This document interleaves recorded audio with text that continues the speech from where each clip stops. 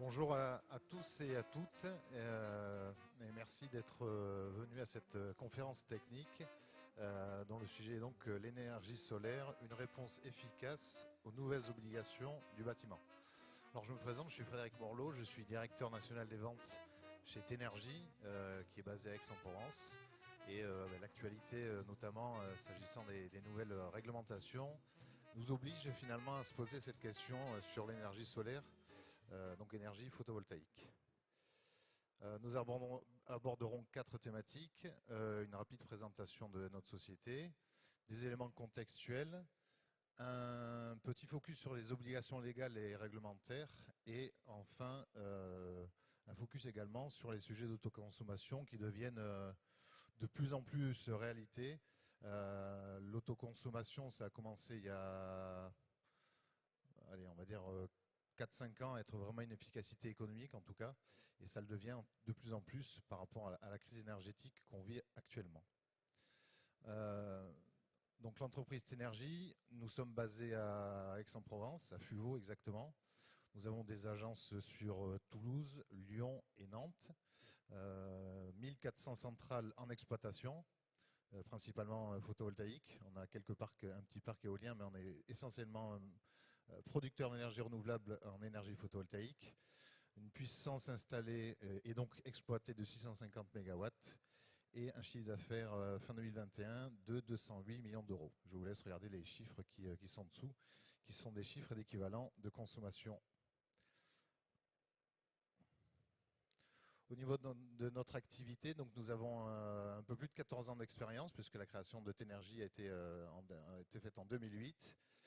Deuxième acteur français en matière de production d'énergie renouvelable, indépendant puisque nous ne dépendons d'aucun groupe national financier et des prestations bien entendu ISO 9001, 14001 avec des certifications qui ont été renouvelées l'année dernière. Au niveau du marché qu'on adresse aujourd'hui, donc principalement le marché photovoltaïque, on intervient sur l'ensemble de la chaîne de valeur puisqu'on fait à la fois le développement de projets, la construction, donc l'ingénierie des projets photovoltaïques. Comme je l'ai dit tout à l'heure, on est producteur d'énergie renouvelable, donc on est principalement, on intervient en tiers investissement, c'est-à-dire qu'on investit pour le compte de nos clients dans nos centrales, donc on garde les, pardon, on garde les centrales en propre et en produit électricité qu'on revend ou que le client autoconsomme. Donc on a sur l'exploitation et la maintenance des 1400 centrales, pardon. Gestion et optimisation des centrales, puisque notre parc a aujourd'hui, pour certaines centrales, 15 ans. Donc il y a le phénomène de rétrofit qui intervient de temps en temps. Donc le redesign de centrales existantes. Financement acquisition, puisqu'on fait, alors dans le jargon on appelle ça le greenfield et le brownfield. On fait à la fois des projets qu'on développe en propre, mais ça nous arrive aussi de racheter des projets déjà existants pour les exploiter. Et on a une partie innovation également sur lequel on travaille, notamment sur les nouveaux sujets d'exploitation on va dire d'endroits qui n'étaient pas envisagés jusqu'à présent, tels que les canaux, par exemple, les canaux maritimes. Quelques éléments de contexte. Je vais enfoncer des portes ouvertes sur ce slide, mais aujourd'hui, compte tenu de la crise énergétique qu'on traverse, force est de constater que l'ensemble des pouvoirs se sont saisis de cette question de l'énergie. On a une PPE qui existe d'ores et déjà et qui fixe un certain nombre d'axes à atteindre à horizon 2030 puis 2050. Donc on est tous ensemble les acteurs de cette transition énergétique et l'ambition d'aller chercher les objectifs qu'on a fixés. En termes de chiffres, objectif 2028, aujourd'hui l'enjeu pour dans 6 ans finalement c'est de doubler la puissance installée. C'est à la fois pour des centrales en autoconsommation comme en injection, sur bâtiment, parc au sol, tout type de centrales photovoltaïques. Et on voit la répartition aujourd'hui, c'est environ 50% en toiture et 50% au sol. Voilà, l'idée étant quand même de privilégier tous les endroits qui sont d'ores et déjà anthropisés ou qui ont vocation à l'être pour éviter de prendre des terres agricoles et donc Si c'est le cas, bien entendu, favoriser le copaturage ou toute action qui allie les deux productions, agricoles et énergie renouvelable. Une transition énergétique en cours, c'est une transition énergétique alors décarbonée. 1 gigawatt d'énergie solaire, ça équivaut à 238 tonnes de CO2 évitées. Une énergie qui est aujourd'hui compétitive, hein, puisque, pour rappel, en 2008, le gouvernement avait lancé un mécanisme d'aide du photovoltaïque avec des tarifs très largement subventionnés. Pour la petite histoire, à l'époque, le prix de la subvention était très important au regard du prix de l'énergie. Il était à peu près à ce qu'on paye aujourd'hui quand on est une entreprise, on va dire lambda, avec une consommation à peu près moyenne. C'était aux alentours de 600 € le mégawatt. Donc aujourd'hui, on est plutôt rendu à entre 65 et 120 € du mégawatt. Donc le photovoltaïque aujourd'hui devient plus que compétitif avec des tarifs donc subventionnés qui ont largement baissé et qui sont très largement en dessous du tarif moyen d'électricité. Donc aujourd'hui, le photovoltaïque rapporte à l'État plus qu'il ne coûte, et ce depuis plus d'1 an. Un petit focus sur les nouvelles obligations légales. Alors c'est la loi climat et résilience qui date de août 2021 et qui pose un certain nombre d'obligations par rapport notamment aux promoteurs immobiliers, puisque s'agissant du photovoltaïque, l'ambition c'est de réduire de 40% les gaz à effet de serre. Et ce que dit la loi, c'est que les bâtiments ou parties de bâtiments mentionnés au 2 du présent article doivent intégrer un procédé de production d'énergie renouvelable ou une toiture végétalisée. Donc l'idée, c'est que demain, vous construisez un bâtiment qui fait plus de 500 mètres carrés, alors hors logement, mais un bâtiment d'activité, quel qu'il soit, vous avez aujourd'hui l'obligation légale de mettre au moins 30% d'énergie photovoltaïque ou de toiture végétalisée sur le bâtiment. Voilà, donc ça, c'est une loi qui vise justement à faire en sorte que à chaque fois qu'on vient construire ou qu'on vient anthropiser un endroit, on y met un procédé de production d'énergie renouvelable pour éviter que le bâtiment soit simplement un bâtiment passif et sans production. Petit focus sur l'obligation sur le bâtiment. Donc, il faut savoir que la loi climat résilience a ajouté un certain nombre d'articles à la loi énergie-climat qui datait de l'année d'avant. Et parmi ces obligations, donc c'est dans le permis construire, je viens de le dire, pour que le permis construire soit accepté, il faut qu'on y fasse mention soit d'un toit végétalisé, soit d'une toiture photovoltaïque. Et sont concernés donc les sites à usage commercial, industriel, artisanal, entrepôt et les parcs de stationnement couverts et accessibles au public. Pour l'instant, les bureaux, c'est au-dessus de 1000 m², mais l'année prochaine, ça va passer à 500 m². Il faut savoir que le Sénat a d'ores et déjà voté une loi qui vise à rendre obligatoire l'installation d'eau moyenne de parking sur des parkings existants. C'est une loi qui doit encore passer à l'Assemblée nationale, mais ça montre bien qu'on est dans un mécanisme d'obligation réglementaire qui permet le déploiement d'énergie renouvelable de manière massive. Alors, je fais bien entendu un focus sur le solaire et ses avantages, notamment par rapport à l'autre procédé qui est possible, c'est-à-dire la toiture végétalisée. Les avantages du solaire, donc facilité d'installation et de raccordement, puisque lorsqu'on parle d'industrie, de commerce ou de zone artisanale, on a de toute façon les réseaux à proximité pour faire marcher l'activité qui est située sur le site. Le photovoltaïque s'adapte à vos projets, puisqu'on est capable d'installer une centrale photovoltaïque sur tout type de bâtiment. Des coûts moins élevés, notamment s'agissant du coût de l'énergie, qui s'intègre à son environnement et qui a de très bonnes performances énergétiques. Donc, à contrario, en termes de... alors, un bâtiment, pour qu'il soit éligible, il faut bien entendu qu'il puisse accepter la surcharge du photovoltaïque, mais la surcharge est toujours moindre qu'une surcharge qui serait rendue nécessaire par l'installation d'une toiture végétalisée.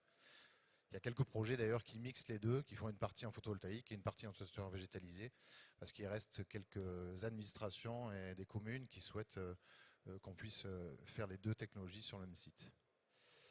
Donc ces nouvelles obligations amènent de nouvelles contraintes, notamment pour les constructeurs. Donc des nouvelles expertises, des métiers spécifiques, des études, la maintenance, de cadre légal, ça c'est chez nous, et des nouveaux matériaux, donc les panneaux photovoltaïques. Alors ça n'a rien de nouveau, un panneau photovoltaïque, ça existe depuis très longtemps, puisque c'est ce qui équipe les satellites, hein, donc depuis les années, on va dire, 50, c'est quelque chose qui est éprouvé, même si le procédé en lui-même date de 1832. Voilà. Aujourd'hui, l'énergie photovoltaïque est mature sur un marché mature. Donc ces nouvelles contraintes, ça implique des coûts de construction complémentaires. Et ces coûts complémentaires, on propose de les transformer en opportunités, puisque au-delà du fait qu'on prenne bien entendu en charge l'étude et les coûts de la construction de la centrale solaire, et qu'on exploite et qu'on finance l'installation, ça permet, de répondre à l'obligation légale et réglementaire, et à valoriser votre foncier. On verra dans un exemple concret tout à l'heure, mais en gros, l'idée c'est de dire que quand vous installez du photovoltaïque, vous en tirez à la fois des bénéfices de valorisation du foncier, mais également des bénéfices qui peuvent être des bénéfices pécuniaires sur la durée du bail. Donc les solutions aujourd'hui pour répondre à la réglementation, bien entendu la toiture photovoltaïque, en rénovation ou en construction. Vous avez un bâtiment que vous souhaitez rénover pour des problématiques, par exemple, d'étanchéité. À partir du moment où vous allez faire donc une déclaration préalable de travaux pour changer votre toiture, vous serez soumis à la même obligation qu'un bâtiment neuf. Donc vous aurez de toute façon à mettre un procédé d'énergie renouvelable sur votre toiture. Un bâtiment que vous venez de construire, c'est ce qu'on appelle les toitures qui sont PV ready, qui sont d'ores et déjà aptes à accueillir le photovoltaïque. Donc dans ce cas-là, c'est une toiture neuve. Les ombrières de parking qui permettent également de répondre à l'obligation légale. Et l'autoconsommation, ça permet de réduire la facture électrique avec une énergie propre, locale et décarbonée. Au niveau des avantages, donc pour l'optimisation, on a le gain financier, j'en ai parlé tout à l'heure, ou la réduction de la facture électrique, puisque soit on est en ce qu'on appelle en injection en réseau, donc on injecte toute la production en réseau et on donne au bailleur un loyer, soit en autoconsommation, et dans ce cas-là, le bailleur bénéficie d'une électricité à prix réduit. Le renfort de toiture, pour le cas d'un bâtiment existant, il est compris dans le projet, donc il est à notre charge. Le mécanisme est éligible à partir de 600 m² de toiture exploitable, donc ça peut être également 300 m² de toiture et 300 m² d'ombrière photovoltaïque par exemple. Donc c'est un partenariat gagnant-gagnant. Quelques exemples de réalisation que vous voyez ici, principalement en toiture. Et pour les ombrières de parking, c'est la même chose, le même avantage. Éligible à partir de 50 places. Ça permet également de de préparer au passage à la norme IRVE aux bornes de recharge électrique, puisque à partir du moment où on fait des travaux d'ombrière, on est capable de tirer notamment les fourreaux. Donc c'est aussi un avantage concurrentiel. Et je l'ai dit tout à l'heure, donc coupage possible à un projet de toiture. Donc ici quelques exemples de réalisation. Un petit focus sur la centrale au sol. Principalement, en tout cas, chez Ténergie, on privilégie les terrains pollués ou inexploités, ou une zone naturelle à faible valeur, qui permet de donner la valeur au foncier, tout en percevant une rente solaire. Et c'est à partir de 3 hectares utilisables. Voilà, le petit focus sur l'autoconsommation. Alors l'autoconsommation, qu'est-ce que c'est? On en parle depuis longtemps. C'est donc le fait de consommer directement la production qui est issue de la centrale qu'on a physiquement au-dessus de nous, ou en tout cas qui est reliée au TGBT.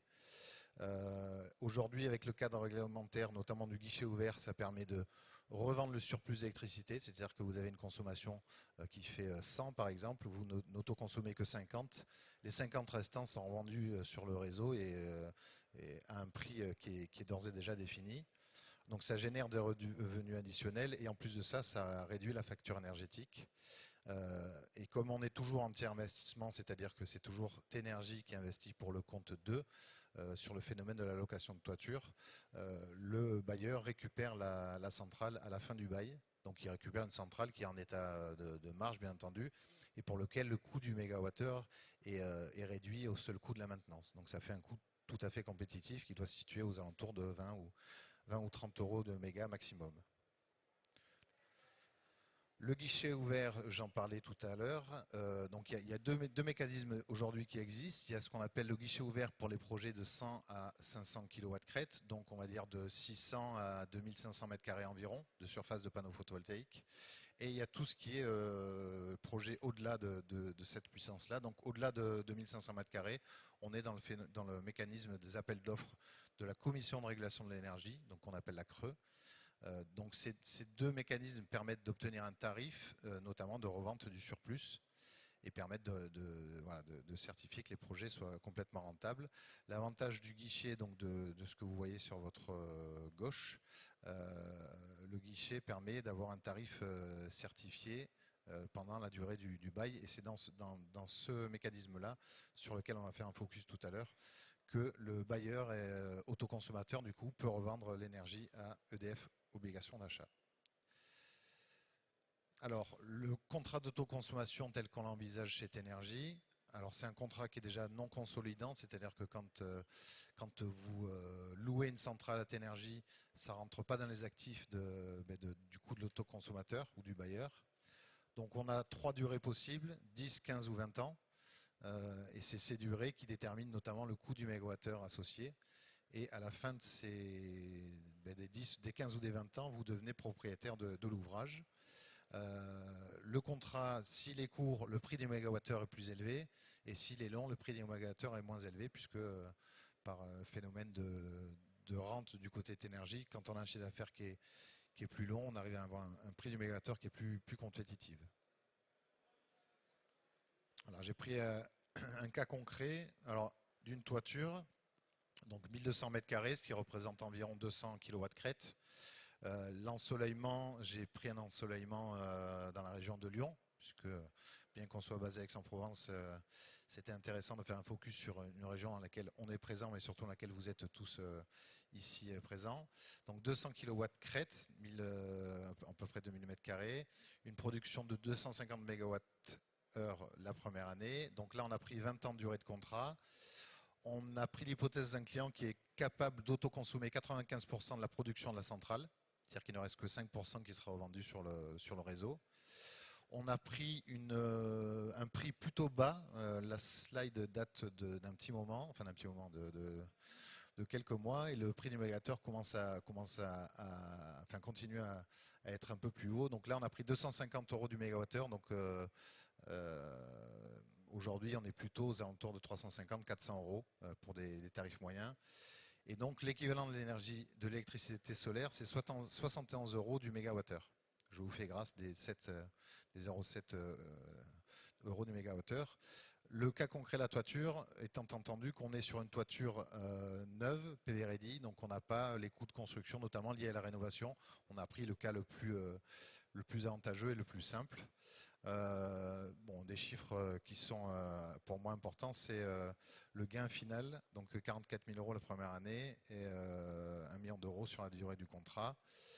L'économie sur la facture, 60 000 € et les revenus d'injection, 1 400 €. Voilà.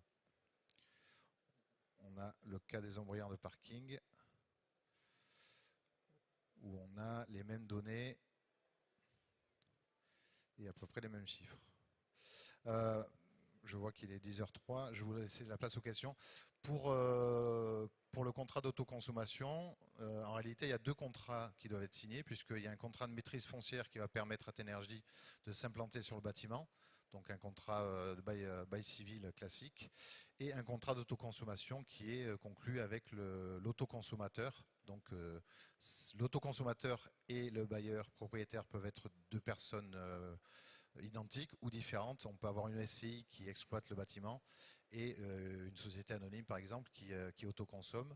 Donc il y a bien 2 contrats qui sont conclus et en fonction de ce qu'on va donner entre guillemets à l'un et à l'autre, on va avoir un prix du mégawattheure qui peut du coup différencier puisque on a en gros, on a un business model avec 2 acteurs, donc on en donne plus ou moins à l'un ou à l'autre.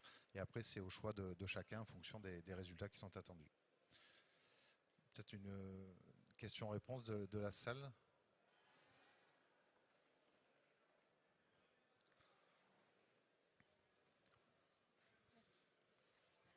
Bonjour, merci pour cette présentation qui était très claire. J'ai juste une petite question parce que je suis pas sûre d'avoir compris, il y avait un peu le brouhaha derrière.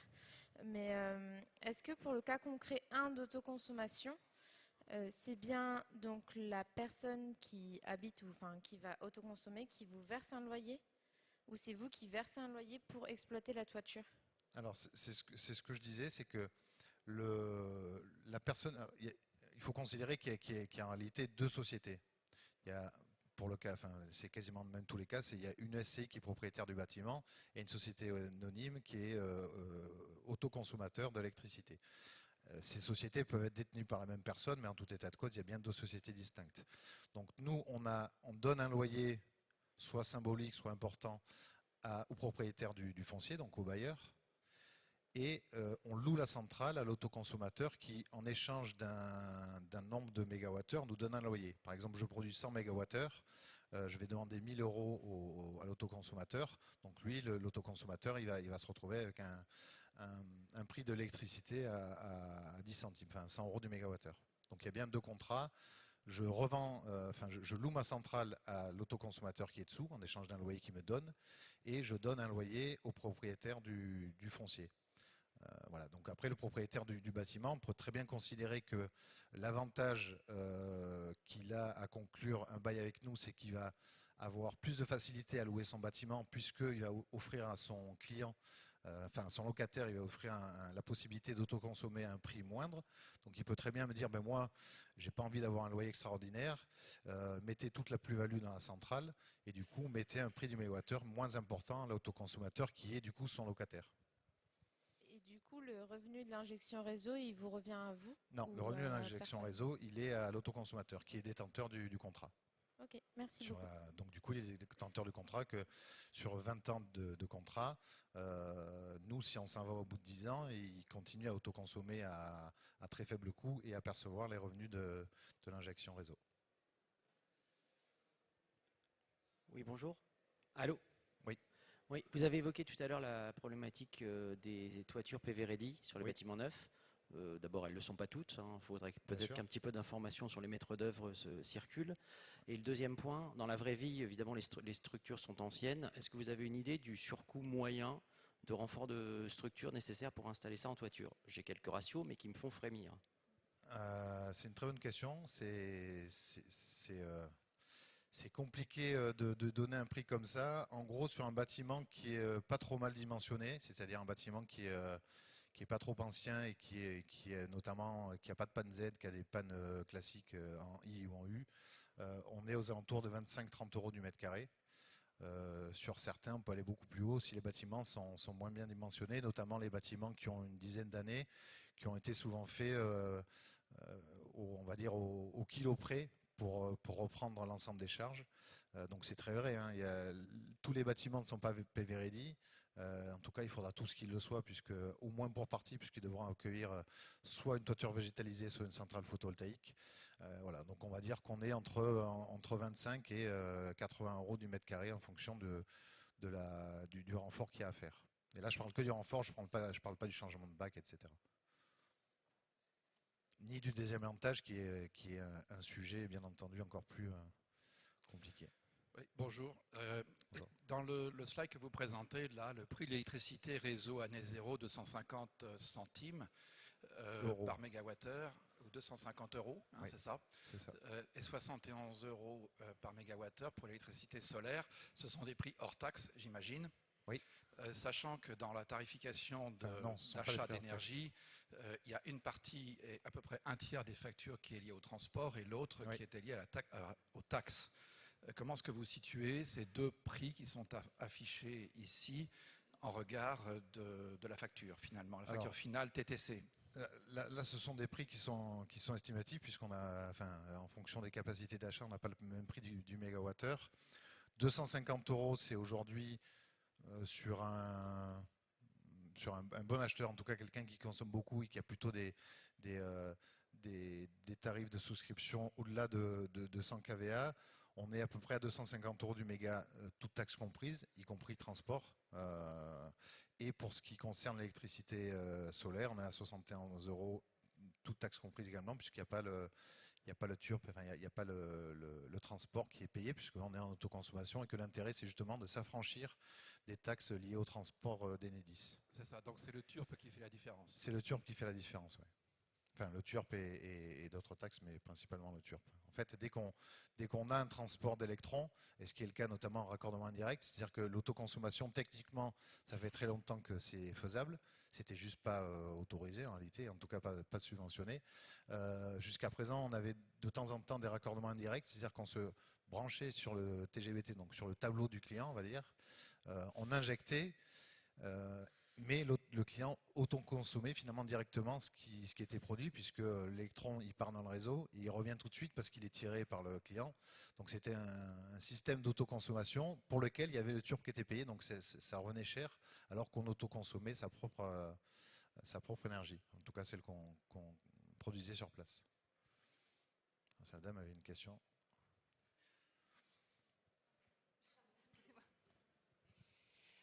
Comment ça se situe le bilan carbone par rapport à d'autres sources d'énergie au niveau de la production et de la fin de vie?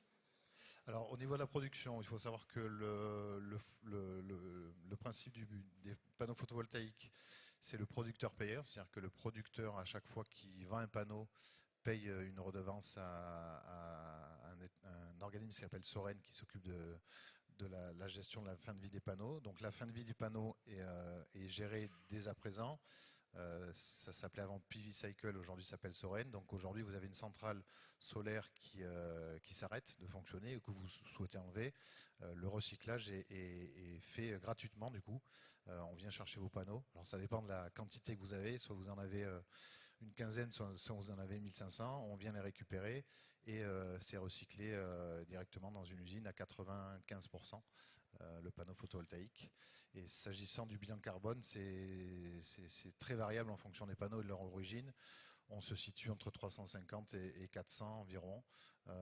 C'est compliqué de répondre comme ça, puisque en gros un panneau, il rembourse sa facture énergétique au bout de 5-6 ans environ.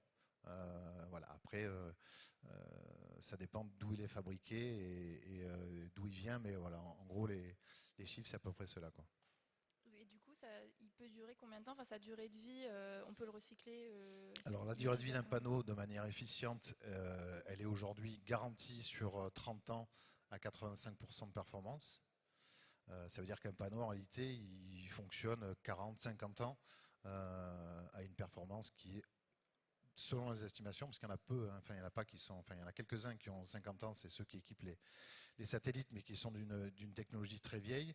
Aujourd'hui, on estime qu'une centrale, au bout de 40-50 ans, elle continue à fonctionner à quasiment 70% d'efficacité.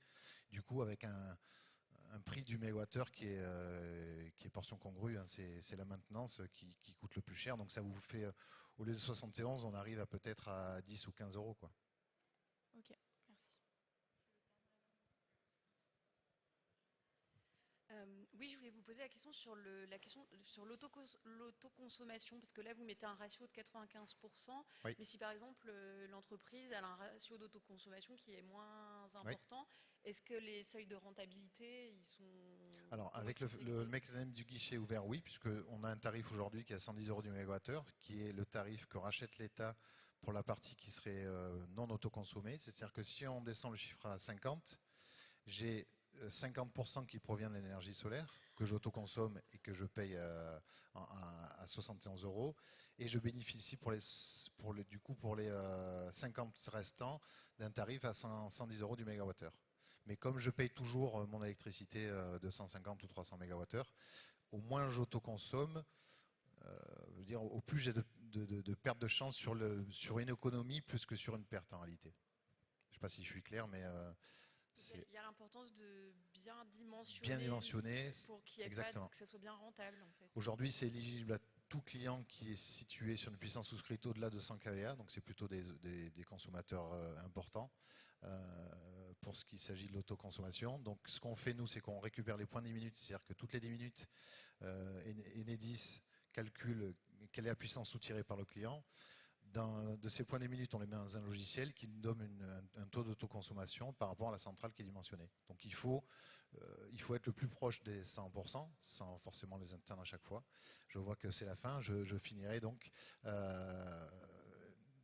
Le taux d'autoconsommation, il est efficace à partir de 70-80%. Voilà. Au-dessous, il faut se poser la question, est-ce qu'on doit faire l'autoconsommation ou pas? Je crois que c'est la fin de la conférence. Merci à tous et très bonne journée.